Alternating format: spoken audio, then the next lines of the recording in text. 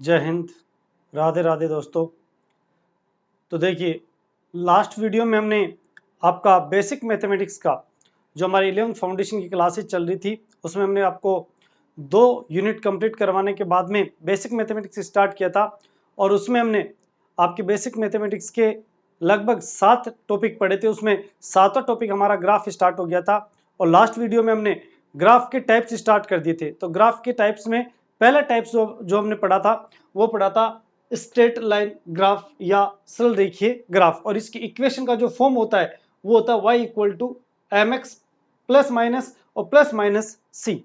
और straight line equation क्या होती है या स्ट्रेट लाइन ग्राफ क्या होता है, इसके लिए बताया था कि हमारे पास जो दो वेरिएबल होते हैं y और x, इन दोनों की पावर जो वो सेम होनी चाहिए। जैसे इसकी पावर n है तो इसकी पावर भी क्या होनी चाहिए, n। जैसे x इक्वल टू वाई या y इक्वल टू x। हरिचेशन में यहां पर इनकी पावर 1 1 है या 2 2 हो या 3 3 हो, यानी कि जब वेरिएबल है जो कि दो टाइप के बताए थे, एक तो डिपेंडेबल और एक नॉन डिपेंडेबल। डिपेंडेबल वेरिएबल हमेशा y एक्सिस पे आता है और नॉन डिपेंडेबल वेरिएबल हमेशा x एक्सिस पे आता है। ये बेसिक हमने पढ़ लिया था। और उसके बाद में हमने स्ट्रेट लाइन ग्राफ में देखा था, और स्ट्रेट लाइन ग्राफ क्या होता है कि जब दोनों वेरिएबल x और y यानी कि x एक्सिस और y एक्सिस पे लेने वाली है दोनों वेरिएबल यानी कि इंडिपेंडेबल और डिपेंडेबल, दोनों वेरिएबल की पावर्स अगर सेम हो तो इनके बीच में बनने वाला जो ग्राफ होता है वो कैसा होता है, स्ट्रेट लाइन ग्राफ होता है। और इस ग्राफ की जो इक्वेशन होती है वो होती है plus minus M X plus minus C, जहां पर एम जो है वो ग्राफ का स्लोप या ढाल कहलाता है और सी ग्राफ का इंटरसेक्शन कहलाता है या अंतखंड हिंदी में कह सकते हैं इसे। और एक्स और वाई यहां पर क्या है, वेरिएबल है। तो एम जो इसका स्लोप है वो या तो पॉजिटिव होगा या नेगेटिव होगा। तो इस बेसिस पर हम इस इक्वेशन के दो फॉर्म बनाते हैं, y equal to M X plus minus C में m को एक बार पॉजिटिव लेंगे और एक बार नेगेटिव। तो फर्स्ट कंडीशन हमने पढ़ी थी जब जो ढाल है वो कैसा हो, पॉजिटिव, यानी कि धनात्मक ढाल के लिए या पॉजिटिव स्लोप के लिए। तो फॉर पॉजिटिव स्लोप, तो पॉजिटिव स्लोप होगा तो m यहां पे प्लस रहेगा, तो m प्लस माइनस सी। अब ये c जो है वो इस ग्राफ का इंटरसेक्शन कहलाता है या अंतःखंड। अब इंटरसेक्शन या अंतःखंड जो है वो भी 3 वैल्यू रख सकता है, या तो c की वैल्यू 0 हो सकती है, या c की वैल्यू प्लस हो सकती है, या c की वैल्यू माइनस हो सकती है। तो जब c की वैल्यू 0 है तो इक्वेशन बनेगी y equal to M X, यानी c 0 हो गया। और दूसरा अगर c इक्वल टू प्लस है तो इक्वेशन बनेगी y equal to M X plus C. तो यहां पर c की वैल्यू पॉजिटिव में, दूसरा y की वैल्यू c की वैल्यू नेगेटिव में, तो y equal to minus C. तो इक्वेशन क्या बनेगी, y equal to M X plus plus की जगह माइनस सी। तो इस इक्वेशन की 3 कंडीशन बन सकती है हमारे पास, किसके लिए, पॉजिटिव स्लोप के लिए, y equal to M X, y equal to M X plus C और y equal to M X minus C. और ये तीनों स्लोप हमारे पास लास्ट टाइम पे हमने देख लिए थे। फर्स्ट जो ग्राफ बन रहा है वो बन रहा है y equal to M X minus C. इसका अंतःखंड जो है वो ये वाला किस में है, माइनस में, ये माइनस सी। और यहां पर अंतःखंड क्या है, 0। ये ओरिजिन पॉइंट या मूल बिंदु से प्रारंभ होता है ग्राफ। और ये यहां पर ये वाला जो इंटरसेक्शन है वो क्या है, प्लस सी। यहां पर जो ग्राफ है वो ओरिजिन पॉइंट से ऊपर स्टार्ट होता है, जबकि यहां पर ग्राफ जो है वो ओरिजिन पॉइंट से नीचे से स्टार्ट होता है।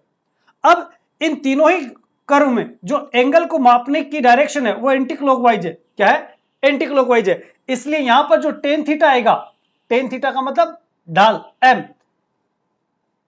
या स्लोप बराबर m, ये कैसा आ जाएगा, पॉजिटिव। हम जानते हैं कि जब भी हम एंगल को एंटी क्लॉकवाइज मापते हैं, किस डायरेक्शन मापते हैं, एंटी क्लॉकवाइज, तो एंगल हमेशा कैसा होता है, पॉजिटिव। और यदि एंगल को नेगेटिव मापा जाता है तो उसकी वैल्यू कैसे आती है, नेगेटिव। अरे जी सर में, तो ये एंटी क्लॉकवाइज डायरेक्शन मापा जा रहा है, इसका मतलब थीटा हमेशा क्या रहेगा, पॉजिटिव। यानी ये तीनों वक्र किसको बता रहे हैं, पॉजिटिव स्लोप को बता रहे हैं। अरे जी सर में, तो स्ट्रेट लाइन का ये फर्स्ट पार्ट जो था धनात्मक ढाल के लिए हमने देख लिया था। अब हम स्टार्ट करेंगे आज आपका नेगेटिव स्लोप के लिए, ठीक है। तो लास्ट वीडियो में जो पढ़ा उसको रिवाइज किया, आज हम ग्राफ को लगभग कंप्लीट कर देंगे और नेक्स्ट वीडियो से या नेक्स्ट क्लास से हम स्टार्ट करेंगे आपका वेक्टर या सदिश। अरे जी सर में, दूसरी चीज देखिए, लास्ट वीडियो बनाने में और इस वीडियो के बीच में थोड़ा टाइम लग गया, तो कुछ प्रॉब्लम्स आ गई थी जिसके कारण हम वीडियो नहीं अपलोड कर पाए।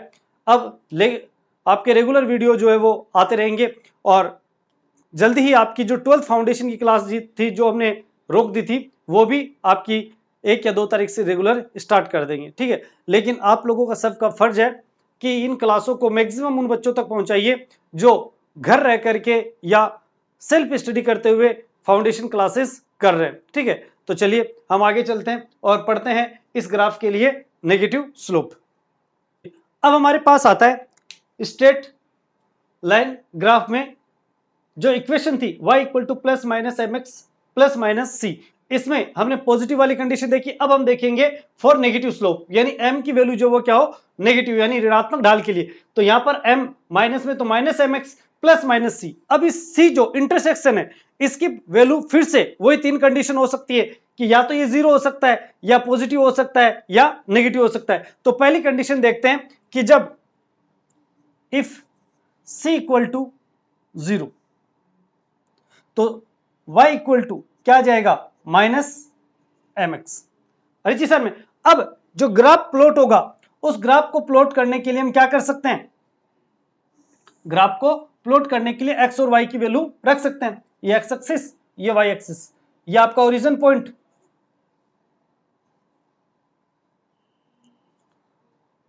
नीचे की तरफ y माइनस और ये इधर x माइनस। देखिए जब हम ग्राफ को ग्राफ पेपर पे बनाते हैं तो आप सभी जानते हो कि ग्राफ पेपर में इस तरह से लाइनिंग होती है,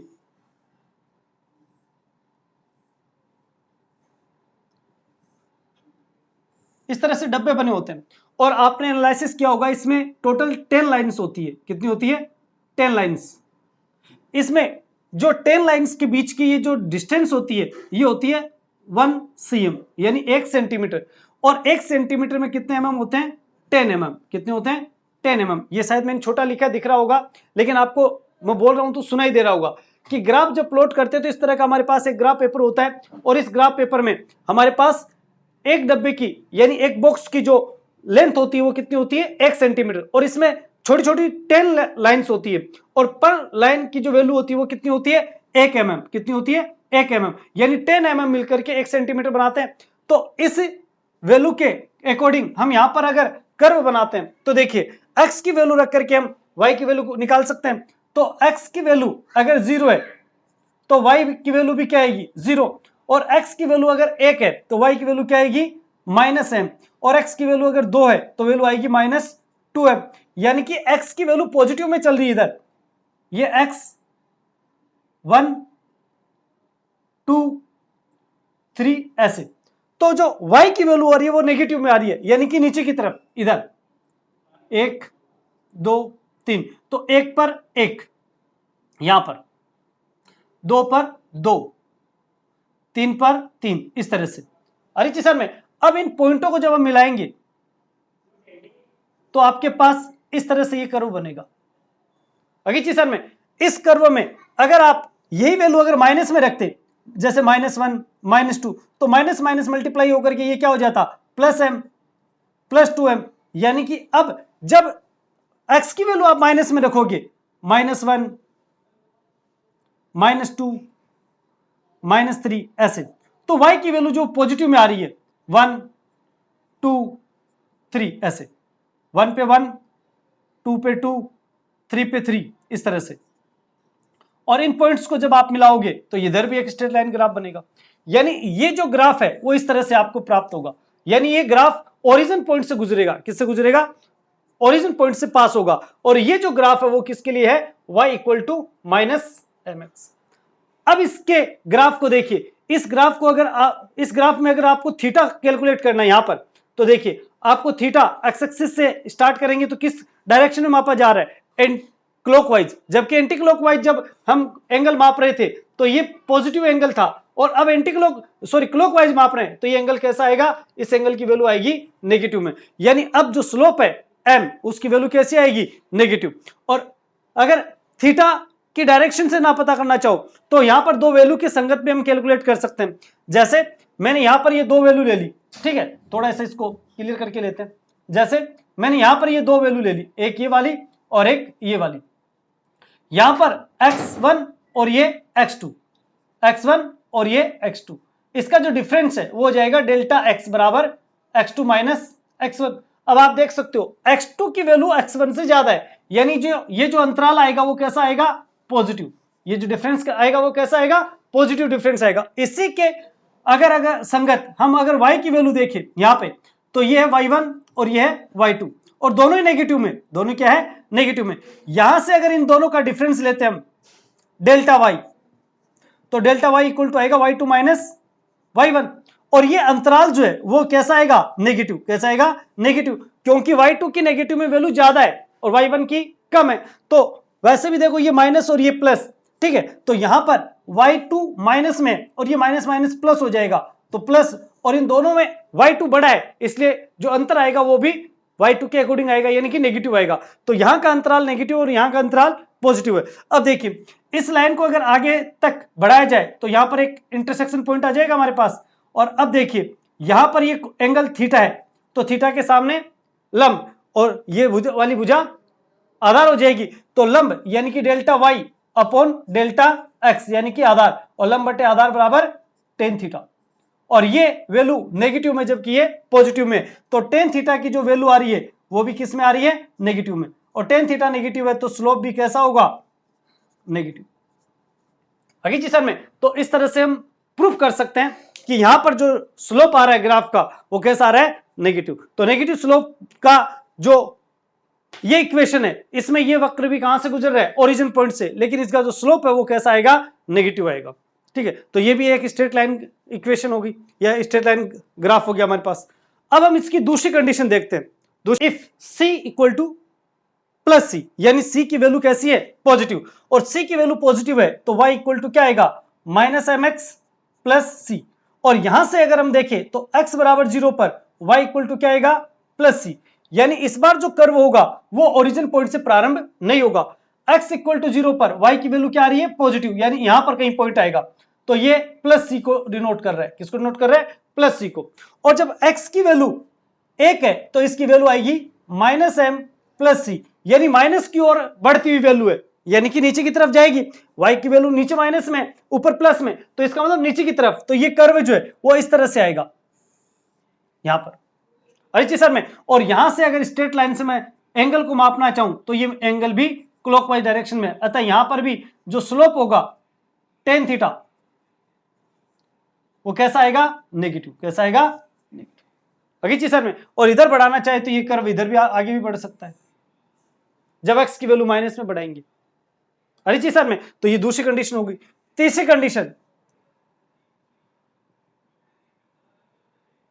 if c equal to minus C, तो y इक्वल टू क्या आएगा, minus M X minus C, यानी x की वैल्यू 0 है तो y की वैल्यू क्या आएगी, माइनस सी, x की वैल्यू 1 है तो y की value minus M minus C, यानी माइनस की ओर बढ़ेगी, लेकिन इस बार जो कर्व होगा वो माइनस सी से प्रारंभ होगा, यानी कि नीचे से। यहां पे जब x इक्वल टू 0 है, x इक्वल टू क्या है, 0, तो y यहां से शुरू होगा, यानी कि माइनस सी से, और उसके बाद में x की वैल्यू माइनस प्लस में बढ़ रही है तो y की वैल्यू किस में जा रही है, माइनस की ओर, यानी कर्व नीचे की तरफ जाएगा ऐसे। और यदि x की वैल्यू माइनस में बढ़ाएंगे इधर तो ये कर्व ऐसे ऊपर की तरफ आएगा। और इसका भी अगर आप थीटा कैलकुलेट करना चाहो तो अभी भी क्लॉकवाइज डायरेक्शन में, तो यहां पर भी जो स्लोप होगा टेन थीटा वो कैसा होगा, नेगेटिव। तो ये हमारे पास इस ग्राफ की एक स्थिति बन गई। ठीक है, ये पहले के लिए दूसरी इक्वेशन के लिए और ये तीसरी के लिए, और पहले के लिए यहां से आया था मूल बिंदु से। ठीक है, तो ये वाली इक्वेशन वो किसके लिए है, ये वाला curve y equal to minus M X, y equal to minus M X plus C, और ये वाला बन रहा है y equal to minus M X minus C, और ये वाला बन रहा है तीसरा y equal to minus M X के लिए। तो तीनों कर्व हमें पता होने चाहिए। तो स्ट्रेट लाइन वक्र में कुल मिलाकर के 6 वक्र हमें प्राप्त होते हैं। 3 वक्र जो है वो नेगेटिव स्लोप के लिए, और 3 जो वो किसके लिए प्राप्त होते हैं, पॉजिटिव के लिए। याद कीजिए ये तीनों ऐसे नीचे की तरफ झुके हुए हैं, जबकि ऊपर की तरफ अगर होते तो कौन सा ढाल होता, पॉजिटिव। कल हमने देखा था वो कर्व ऐसे आए थे, ऐसे, ये पॉजिटिव ढाल के लिए। इनमें जो एंगल मापा जाता वो क्लॉकवाइज डायरेक्शन में मापा जाता, सॉरी एंटी क्लॉकवाइज डायरेक्शन में, ऐसे, इसके लिए भी ऐसे। तो आई थिंक ये 6 जो हमने स्ट्रेट लाइन कर्व देखे, बहुत अच्छे से मैंने एक साथ ही आपको 6 के 6 कर्व समझा दिए, और अब आपका स्ट्रेट लाइन कर्व जो कभी भी गलत नहीं होना चाहिए। अरे सर में लास्ट में हम देखेंगे एक साथ, जब हम सारे कर्व के टाइप्स पढ़ लेंगे तो अलग अलग कर्व जो है, ठीक है, उन कर्व के लिए इक्वेशन देखेंगे कि फिजिक्स में कौन सी इक्वेशन के अकॉर्डिंग हमारे पास कौन सा ग्राफ बनता है, और हम प्रोपोर्शनल का जो सिंबल है वो यूज करते भी हुए भी डायरेक्ट प्रोपोर्शनल और इनडायरेक्ट प्रोपोर्शनल के बेसिस पर जो वक्र बनेंगे, ठीक है, तो इक्वेशन को देखते ही पता चल जाएगा कि ये कर्व किस टाइप का होगा। तो फर्स्ट टाइप का कर्व स्ट्रेट लाइन इक्वेशन या स्ट्रेट लाइन ग्राफ, वो हमारे पास यहाँ पे कंप्लीट होता है। अब दूसरे टाइप का, अब हम देखते हैं दूसरे टाइप का ग्राफ, पैराबोला ग्राफ या परवलय वक्र।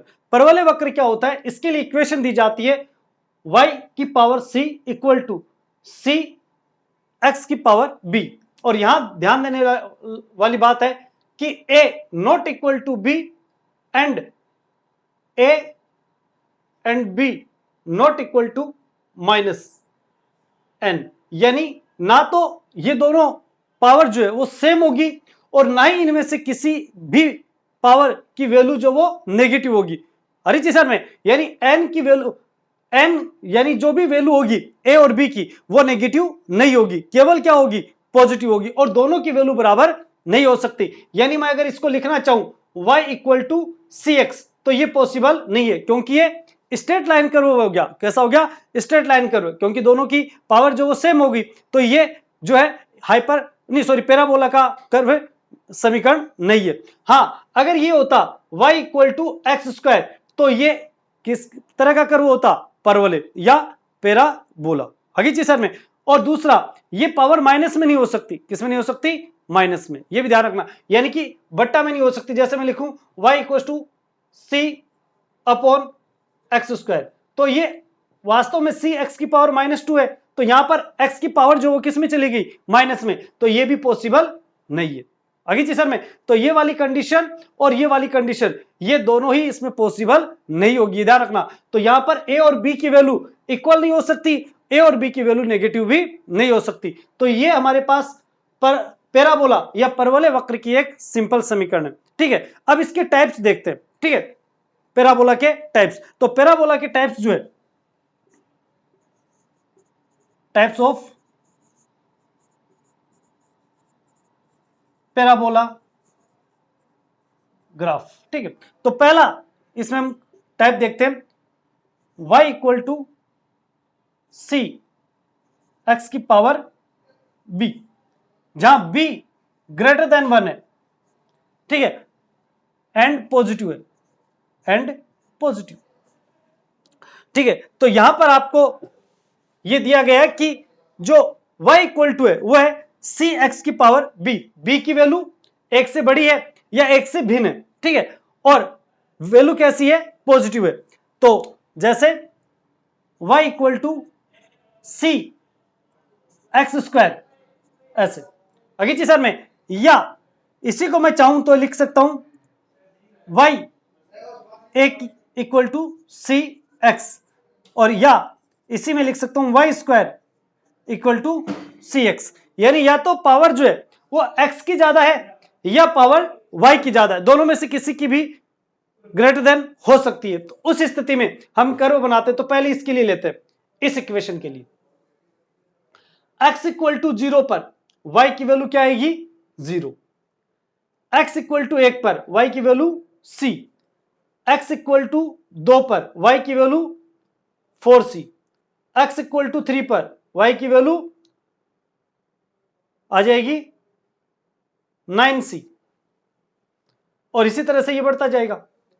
अब अगर इनके बीच में कर्व बनाते हैं हम,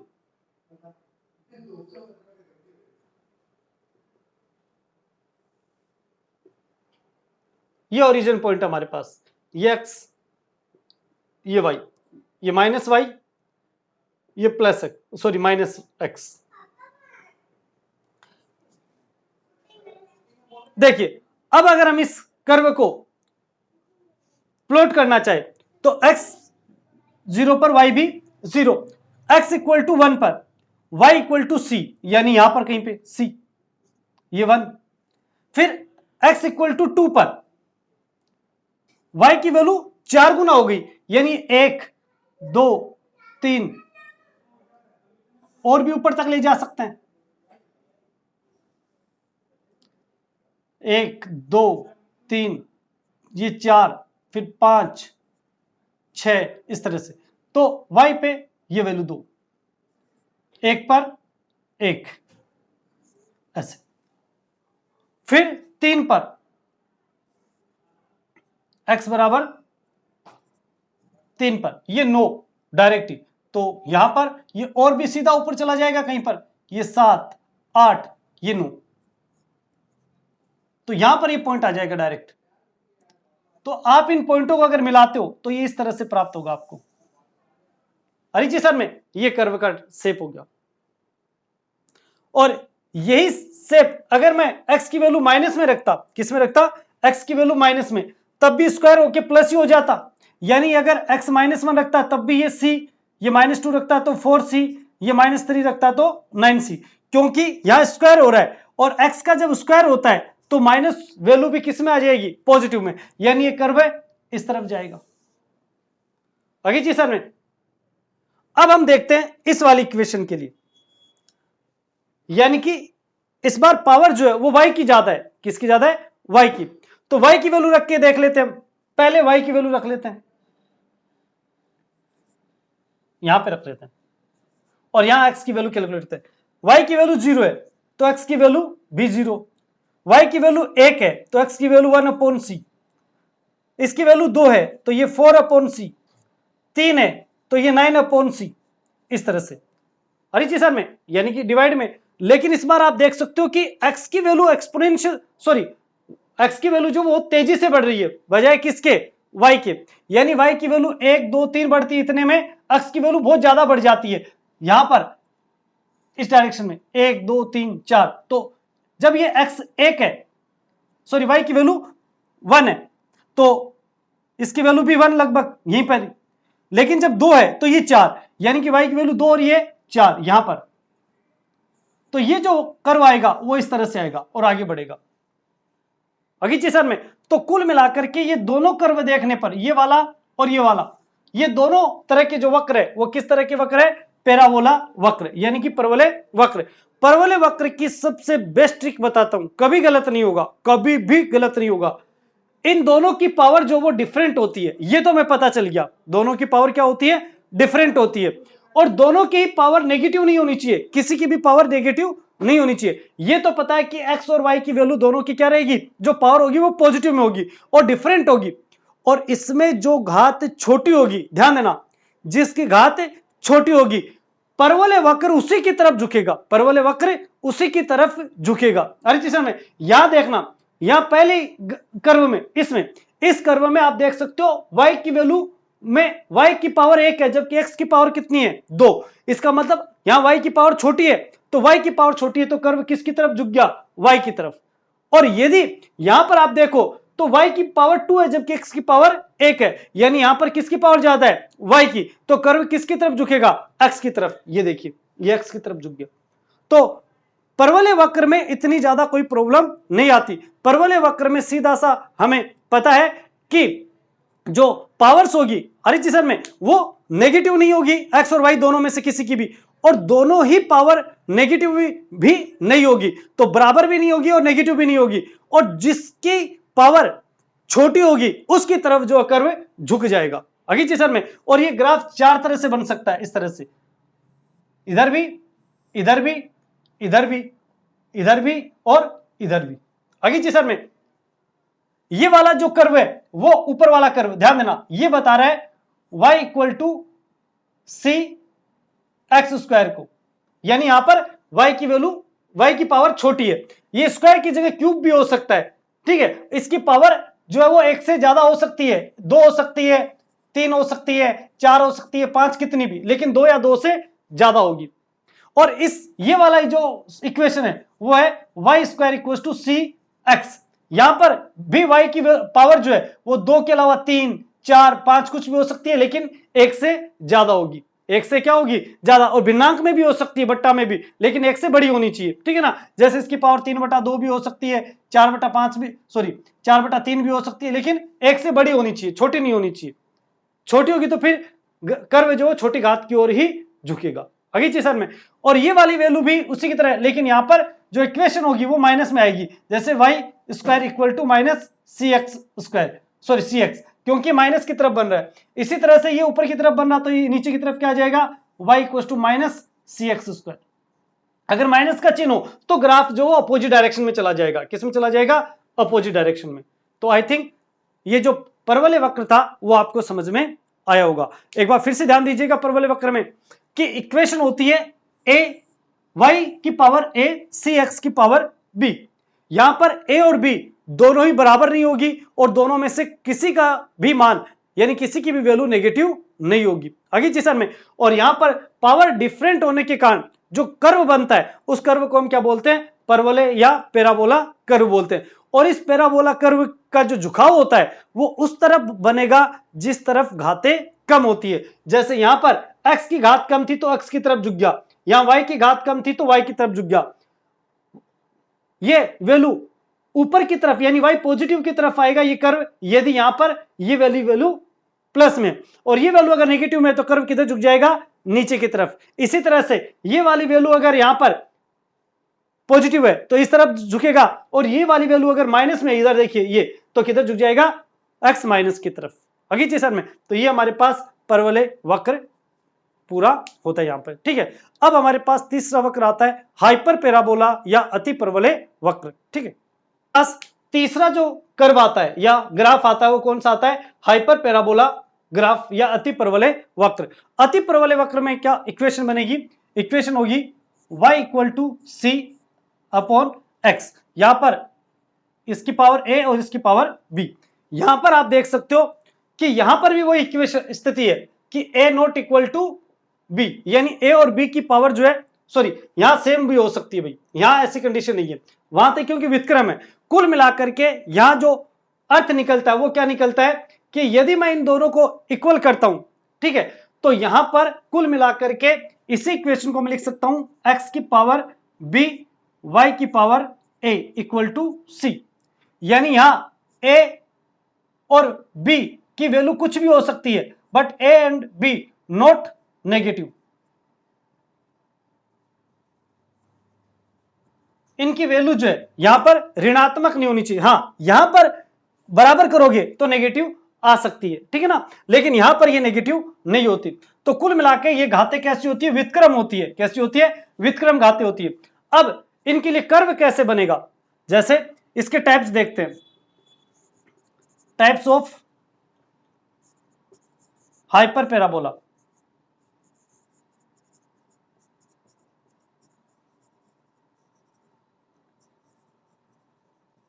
देखिए पहली कंडीशन क्या हो सकती है, y equal to 1 upon sorry C upon X. अरे जी सर में, इसमें अगर x की वैल्यू 0 है तो y की वैल्यू इंफिनिटी आएगी, क्या आएगी, इंफिनिटी। और इसी को चाहे तो हम ऐसा भी लिख सकते हैं x इक्वल टू सी की power C upon Y, sorry x equal to C upon Y या y equal to C upon X. तो x की वैल्यू यहाँ पे 0 है तो y की वैल्यू क्या आ जाएगी, इंफिनिटी। अब इसकी वैल्यू बढ़ती जाए तो इसकी वैल्यू घटती जाएगी, और यदि ये इंफिनिटी हो जाए तो ये क्या आ जाएगा, 0। यानी y इंफिनिटी हो तो x क्या आ जाएगा, 0। ये चीजें पहले बता चुका हूं, किसी भी क्वांटिटी में अगर 0 का भाग देंगे तो वैल्यू क्या आएगी, इंफिनिटी। और यदि किसी भी क्वांटिटी में इंफिनिटी से डिवाइड करे तो क्या आ जाएगा, 0। इसका मतलब कर्व में अगर x इंफिनिटी है तो y की वैल्यू लगभग 0, और 0 का मतलब पैरेलल ग्राफ प्राप्त होगा। और यदि y की वैल्यू 0 है तो x इंफिनिटी है यानी कि पैरेलल। पैरेलल वैल्यू ये बताती है कि ये वैल्यू किसको बता रही है, इंफिनिटी को, यानी अनंत पे जाके मिलेंगे और बीच में ये कर्व इस तरह से प्राप्त होगा। अगली चीज में ये कर्व किसको दर्शाता है, हाइपर पैराबोला। किसको दर्शाता है, हाइपर पैराबोला।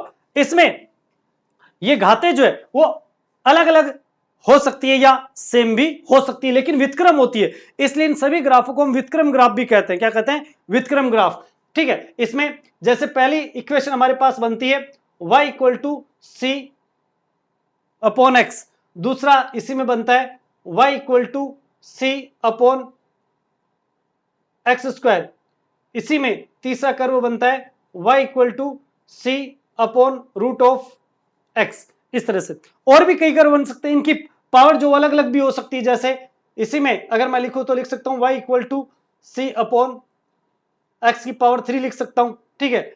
इसी में चाहूं तो मैं y equal to C X की पावर 5 अपॉन 3 लिख सकता हूं, कुछ भी एक्स वाई जेड, लेकिन बड़ी या छोटी घातें लिख सकते हैं। तो यहां पर a और b का जो मान है वो बराबर भी हो सकती है, यानी a और b इक्वल भी हो सकती है और भिन्न भिन्न भी हो सकती है, लेकिन दोनों व्युत्क्रम होगा, ये ध्यान रखना। इसीलिए हाइपर पैराबोला वक्र जो है इसको व्युत्क्रम यानी कि रिवर्सिबल वक्र भी कहा जा सकता है। तो ये था हमारे पास हाइपर पैराबोला। हाइपर पैराबोला में ये कर्व देखने से तो पता चल जाता है कि हाइपर पैराबोला है, लेकिन इक्वेशन को डिफाइन नहीं कर सकते। इक्वेशन होगी तो हम कर्व बता सकते हैं कि कर्व हाइपर पैराबोला है या पैराबोला है। लेकिन आपको कर्व बना के दे दूं हाइपर पैराबोला और ये कहूं कि इसके लिए इक्वेशन क्या होगी, तो बताना मुश्किल है, ठीक है, क्योंकि इन सभी इक्वेशन के लिए ये ग्राफ एक जैसा दिखता है आगे चीजन में। तो ये हमारे पास पैराबोला और हाइपर पैराबोला वक्र कंप्लीट हो गया। इसी को अगर हम चाहे तो इस डायरेक्शन में भी ये कर्व बन सकता है ऐसे,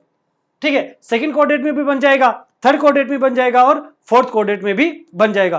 कब बनेगा तो ध्यान दीजिए, अगर सी, ध्यान देना, सी की वैल्यू अगर पॉजिटिव है, किसमें है पॉजिटिव, तो ये फर्स्ट एंड थर्ड कोऑर्डिनेट में बनेगा। किसमें बनेगा फर्स्ट एंड थर्ड कोऑर्डिनेट, यानी इसमें और यहां वाले इस कोऑर्डिनेट में, आगे चीजन में इसमें और इस कोऑर्डिनेट में, अरे जी सर में फर्स्ट, और ये फर्स्ट कोऑर्डिनेट था और ये थर्ड कोऑर्डिनेट। तो फर्स्ट और थर्ड कोऑर्डिनेट में कब बनेगा, जब सी की वैल्यू पॉजिटिव है, और यदि सी की वैल्यू क्या है नेगेटिव, क्या है नेगेटिव, तो ये कर्व बनेगा सेकंड एंड फोर्थ कोऑर्डिनेट में। किसमें बनेगा सेकंड एंड फोर्थ कोऑर्डिनेट में, सेकंड एंड फोर्थ कोऑर्डिनेट, यानी कि जो ऑड और इवन नंबर है उनको याद रख सकते हो। इवन में बनेगा जब सी नेगेटिव है और सी पॉजिटिव है, तो किसमें बनेगा ऑड नंबर में, ठीक है। तो फर्स्ट एंड थर्ड कोऑर्डिनेट में, और नेगेटिव है तो सेकंड एंड फोर्थ कोऑर्डिनेट में। तो ये कर्व के तीन इंपॉर्टेंट पार्ट थे हमारे पास, स्ट्रेट लाइन कर्व, पैराबोला वो कर्व और हाइपर पैराबोला कर्व। ये तीनों के तीनों कर्व जो हमारे पास कंप्लीट होते हैं और तीनों ही बहुत इंपॉर्टेंट है, ठीक है। केमिस्ट्री फिजिक्स में जो ज्यादातर कर्व होते हैं वो इसी टाइप्स के कर्व होते हैं। अब हमारे पास दो प्रकार के कर्व और बचे, एक बचा हमारे पास एक्सपोनेंशियल कर्व और एक बचा हमारे पास ट्रिग्नोमेट्रिक कर्व, वो भी हम देखते हैं। तो चौथा हम देखेंगे नेक्स्ट एक्सपोनेंशियल कर्व। हमारे पास आता है चौथा एक्सपोनेंशियल कर्व या चरघातांकी वक्र। चरघातांकी वक्र क्या होता है, इसमें जो एक्स होता है वो सिंपली एक्स के डायरेक्ट कोई पावर ना दर्शा के खुद पावर में होता है, और किसके पावर में होता है ई की, और ई यहां पर एक्सपोनेंशियल कांस्टेंट कहलाता है, जिसकी वैल्यू होती है 2.71। कितनी होती है 2.71। ये जो है इसकी वैल्यू अचानक बढ़ती है, ऐसे नहीं जैसे 2 से 4 हो गई, 4 से 12, 12 से डायरेक्ट 16, सॉरी 28, फिर डायरेक्ट, जैसे क्योंकि इसकी पावर हो जाता है। तो देखो 2 से 4, फिर 4 से सीधा 16, 16 से फिर सीधा 32 से भी ज्यादा, ठीक है। तो ये जो पावर कितनी तेजी से बढ़ती है इसका आइडिया आप लगा सकते हो, क्योंकि ई की खुद की वैल्यू कितनी है 2.71। तो इसमें जब एक्स की वैल्यू बढ़ती है तो ये बढ़ भी सकती है और घट भी सकती है। इसका कारण क्या है कि जो ई की पावर है वो पॉजिटिव में भी हो सकती है और नेगेटिव में भी। तो इस कर्व के दो टाइप्स हो गए, कितने टाइप्स हो गए, दो। पहला exponential growth curve, exponential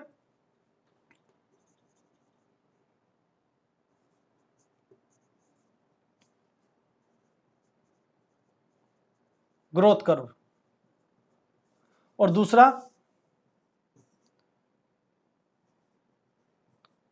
exponential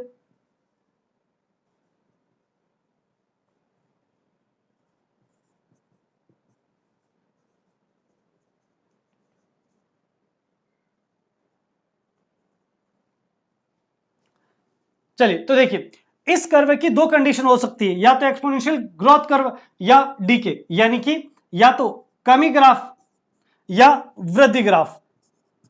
दो तरह से, वृद्धि ग्राफ में क्या होगा, जो x की पावर है वो पॉजिटिव होगी, सॉरी e की पावर, तो c x की पावर e की पावर प्लस x, और यहां पर डीके में y इक्वल टू e की पावर c e की पावर माइनस x। यदि एक्सपोनेंशियल कांस्टेंट की पावर यदि प्लस में तो ये ग्रोथ कर्व कहलाएगा, और यदि माइनस है तो ये डीके कर्व कहलाएगा। अब इस कर्व की वैल्यू किस तरह से बनेगा, तो x की वैल्यू रखेंगे तो y की वैल्यू आएगी, x की वैल्यू 0 तो y की वैल्यू 1, कितनी आएगी 1, और इसकी वैल्यू 1 तो ये आएगा ce, और इसकी वैल्यू 2 तो ये आएगा ce की पावर 2, इस तरह से।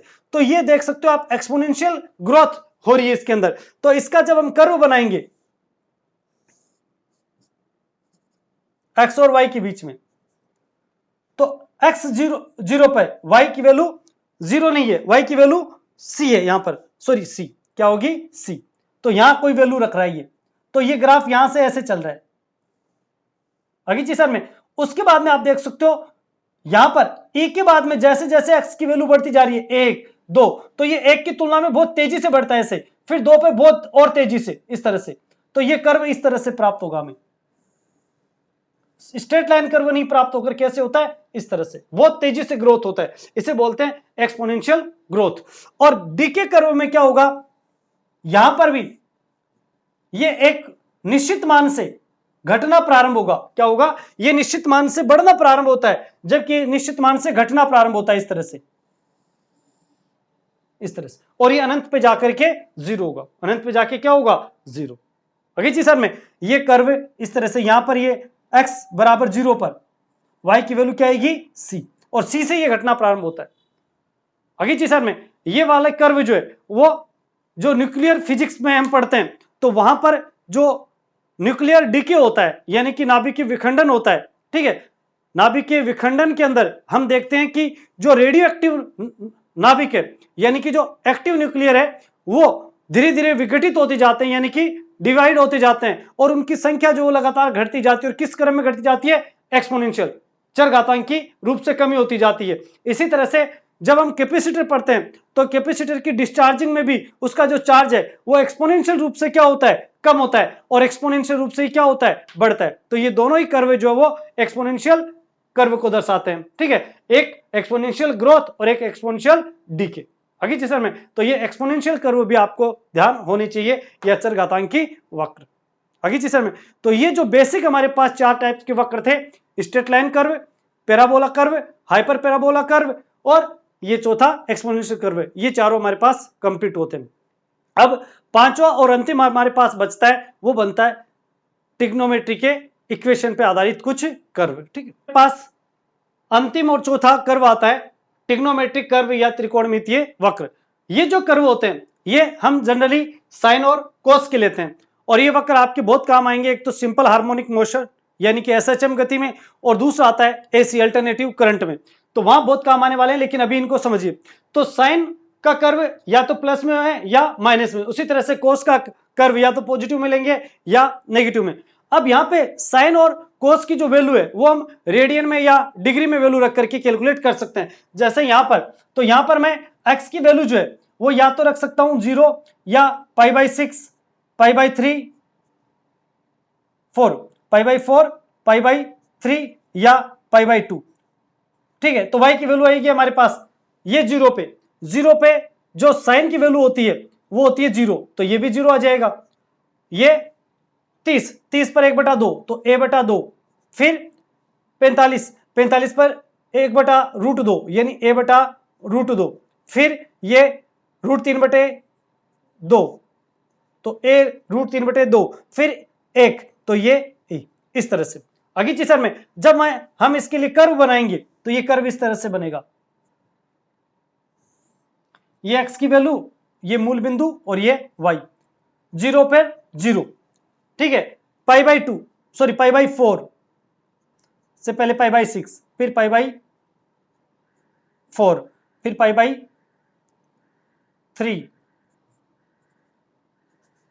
फिर π/2, इस तरह से, ठीक है। तो ये वैल्यू देखो आपकी धीरे धीरे बढ़ती जा रही है, और बढ़ते बढ़ते मैक्सिमम हो जाएगी इस तरह से, ठीक है। और ये फर्स्ट कोऑर्डिनेट पूरा हो गया, फिर ये धीरे धीरे क्या होती जाएगी, घटती जाएगी, यानी ये कर्व पहले तो बढ़ेगा और उसके बाद में वापस घटेगा इस तरह से, फिर ये नीचे की तरफ घटेगा और मैक्सिमम मान प्राप्त करके फिर घटेगा इस तरह से। तो ये जो कर्व है वो इस तरह से प्राप्त होता है, यानी कि जितना आपको पॉजिटिव में प्राप्त होगा उतना ही नेगेटिव में प्राप्त होगा। कुल मिला के हम कह सकते हैं कि एक पूरा साइकिल पूरा करता है 360 डिग्री का। कितना? एक जो साइकिल है इस तरह से, उस साइकिल का पहला हाफ, फर्स्ट हाफ इस तरह से, और फिर सेकंड हाफ। तो आप देख सकते हो फर्स्ट हाफ सेकंड हाफ में इसकी डायरेक्शन चेंज हो जाती है। इधर ये एंगल जो है वो पॉजिटिव में बढ़ रहा है, जबकि इधर एंगल किसमें, नेगेटिव में बढ़ रहा है। तो कुल मिलाकर के इसका हाफ साइकिल जो वो पॉजिटिव में बढ़ेगा और हाफ साइकिल नेगेटिव में। और एक पूर्ण चक्कर में यानी पूरा 360 डिग्री में यहां पर ये बढ़ते बढ़ते ये 180 हो जाता है, यानी कि पाई, और फिर ये 2 पाई यानी कि 360 डिग्री। तो एक पूर्ण चक्कर में साइन का जो मान है वो हाफ साइकिल पॉजिटिव रहता है, हाफ साइकिल नेगेटिव। पहले ये मैक्सिमम होगा और उसके बाद में पुनः जीरो करके नेगेटिव में मैक्सिमम होगा और फिर पुनः जीरो हो जाएगा इस तरह से। अरे साइन की वैल्यू हमें अच्छी तरह से याद है।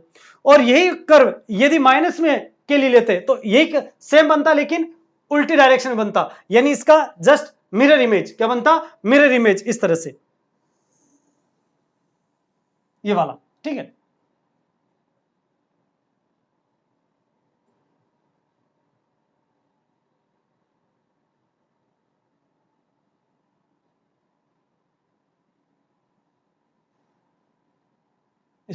आगे जी सर में। तो ये जो फर्स्ट कर्व है ऊपर वाला वो तो किसको बता रहा है? इस वाली इक्वेशन को। ये वाला नीचे वाला कर्व किसको बता रहा है? इस वाली इक्वेशन को, इस तरह से। ठीक है, तो ये साइन के कर्व भी हमें आने चाहिए। अब हम बात करते हैं कॉस कर्व की।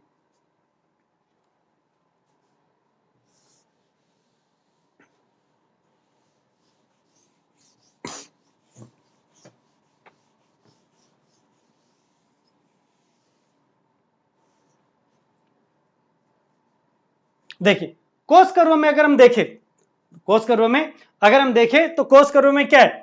एक्स की वैल्यू और वाई की वैल्यू। एक्स की वैल्यू वही same to same 0, pi by 6, pi by 4, pi by 3, pi by 2। तो ये 0 पर मैक्सिमम होता है 1, यानी डायरेक्ट मैक्सिमम होगा और उसके बाद में घटते घटते 90 पे क्या हो जाता है? 0। इसका मतलब इसका जब हम कर्व बनाएंगे कोस का,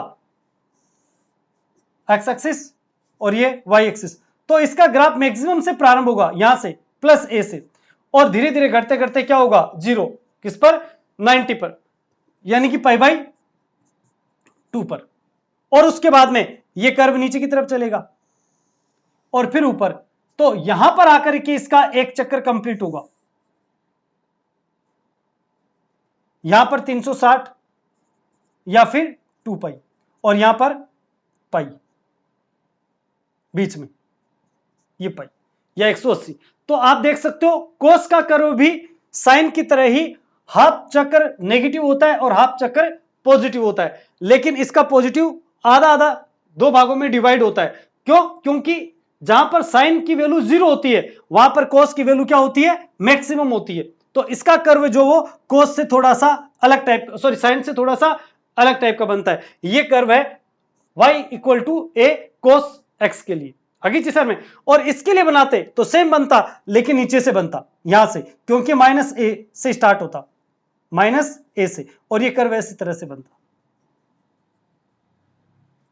इस तरह से, आगे जी सर में। ये वाला कर्व इसके लिए।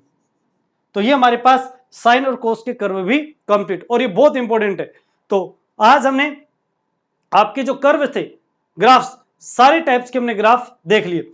अब हम ग्राफ्स पे आधारित कुछ क्वेश्चंस और इसके बीच में रिलेशन के आधार पर इक्वेशन को देखकर ग्राफ का टाइप्स क्या होगा वो समझते हैं। ठीक, अब हम देखते हैं जो ग्राफ हमने पढ़े अब तक उन पर आधारित कुछ क्वेश्चंस। ठीक है, तो ये 5 हमने इक्वेशन दिए और आपको draw graph for the given equation. Given equation के लिए हमें ग्राफ बनाना है। यहां ग्राफ बनाना है ई व आर के मध्य, यहां ग्राफ बनाना है ई व आर के मध्य, यहां पर बनाना है वी व आर के मध्य, यहां बनाना है एन व टी के मध्य, और यहां बनाना है y व t के मध्य। अरे जी सर, तो जिन दो वेरिएबल्स के बीच में हमें कर्व बनाना होता है उन कर्व्स की हम कंडीशन देख करके इक्वेशन का टाइप्स पता कर सकते कि कौन सा ग्राफ बनेगा। तो यहां पर आप देखिए E और R के बीच में पावर सेम है और इक्वल साइन के ऊपर है, इसका मतलब यहां E डायरेक्टली प्रोपोर्शनल टू है R, और डायरेक्टली प्रोपोर्शनल टू होता है तो ग्राफ जो है वो स्ट्रेट लाइन बनने की संभावना होगी यदि दोनों की पावर भी सेम है। तो देखिए यहां दोनों की पावर क्या है, 1 1 है, दोनों की पावर सेम है, तो ग्राफ कैसा बनेगा, स्ट्रेट लाइन। कैसा बनेगा, straight line graph. Straight line graph कैसा बनेगा, स्ट्रेट लाइन ग्राफ। यानी इसका जो कर्व बनेगा आर का के साथ किसका, ई का, वो कर्व कैसा बनेगा, इस तरह से। और इसमें कोई इंटरसेक्शन नहीं है, ये इक्वेशन सीधा सा y equal to M X के इक्विवेलेंट है, यानी कि सरल रेखीय ग्राफ है और ढाल पॉजिटिव है, यहां प्लस में। अगर यहां माइनस का चिन्ह होता तो फिर ढाल या स्लोप जो वो नेगेटिव आ जाता। होगी चीज क्लियर। दूसरा, यहां पर देखिए ई और आर के बीच में डायरेक्टली प्रोपोर्शनल का चिन्ह लगाएंगे तो यहां पर व्युत्क्रम संबंध आ रहा है, यानी इनडायरेक्टली प्रोपोर्शनल टू है 1/r²। और जब इनडायरेक्टली होता है, इनडायरेक्टली प्रोपोर्शनल होता है तो कर्व कैसा होता है, कैसा होता है, हाइपर पैराबोला। कैसा होता है, हाइपर पैराबोला। भले यहां पर पावर 1 हो, 2 हो या 3 हो, उससे कोई फर्क नहीं पड़ता। यदि व्युत्क्रम कंडीशन है यानी कि इरिवर्सिबल कंडीशन है तो कर्व हमेशा कैसा बनेगा, हाइपर पैराबोला। कैसा बनेगा, हाइपर पैराबोला। इसकी पावर भले 1 हो या 2 हो या बटा में जैसे 1/2, 3/2 कुछ भी हो, तो इसका जो कर्व वो हमेशा कौन सा बनेगा, हाइपर पैराबोला। इस तरह से, इस तरह से। आगे चीज में इसी तरह से यहां पे देखो तो यहां पर भी v indirectly proportional to r, यानी कि ये भी 1/r के समानुपाती है, तो यहां पर भी कर्व कौन सा बनेगा, यही वाला। दोनों इक्वेशन के लिए सेम कर्व बनेगा, हाइपर पैराबोला। कौन सा बनेगा, हाइपर पैराबोला। हो गई चीज कंडीशन क्लियर।